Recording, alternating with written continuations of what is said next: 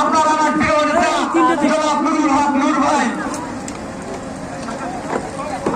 আমরা একটি কথা বলতে চাই, আমরা ক্ষুধা সংস্কার আন্দোলনের মাধ্যমে রাষ্ট্র সংস্কার আপনারা অংশগ্রহণ নেবেন এবং রাষ্ট্র বিনিময়ে আপনাদের অংশগ্রহণের আহ্বান জানাচ্ছি।